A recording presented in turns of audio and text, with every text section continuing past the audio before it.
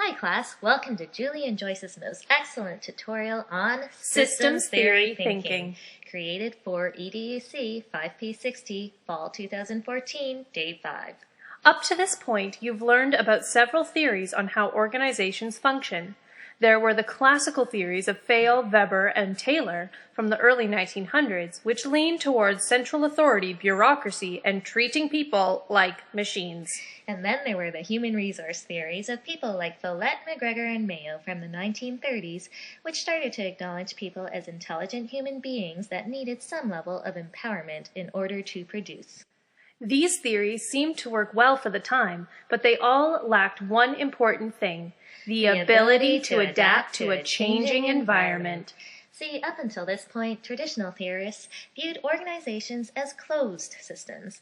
This basically means the organizations didn't interact with their external environments, and they were isolated from the outside world.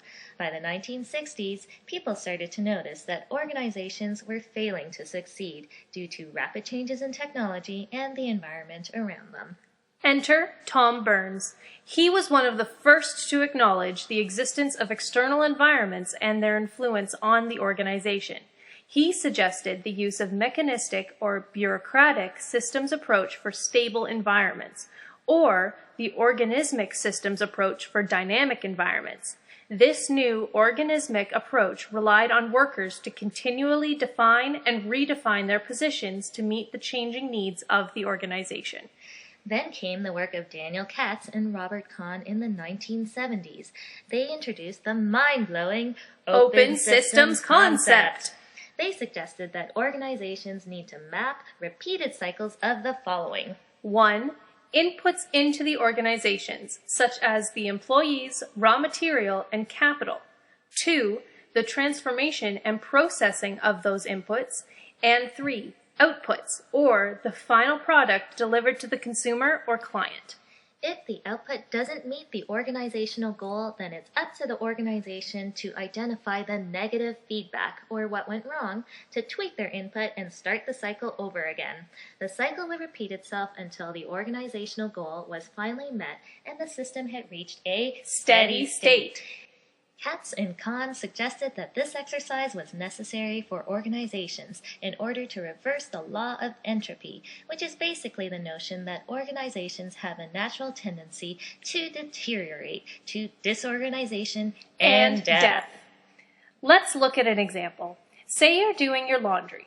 You put your wet clothes into the dryer, you set the temperature to cold, and you let the dryer process the clothes and do its thing. It takes the machine about 2 hours to finally dry your clothes, and you decide that this production rate is unacceptable. You use this negative feedback to rethink your input strategy. The next time you do laundry and dry your clothes, you decide you're going to set the temperature to hot and try the process over again. This time it only takes you 30 minutes to dry your clothes. However, now you've noticed that most of your clothes have shrunk. Once again, you take this negative feedback and rethink your strategy. Eventually, you find a method that dries your clothes perfectly, and your dryer system has reached a steady state. In the 1990s, a theorist by the name of Peter Senge took the open systems concept one step further and taught the idea of open systems thinking. He said that people and organizations need to continually expand their capacity in order to achieve growth. Every organization or system is just a small part of a larger interconnected system.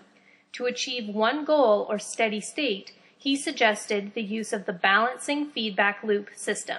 Think back to the dryer example. To achieve growth in an organization, he suggested the use of the reinforcing feedback loop system. An example of this would be what people refer to as the self-fulfilling prophecy. If a manager has high expectations of their employee and holds them in high regard, the employee will feel like they need to live up to that standard and will be more productive. This leads to the manager having a higher regard for that worker, which leads the worker to work even harder, and so on. So, there you have it. Open systems thinking. Think in circles, not lines. Thanks for watching.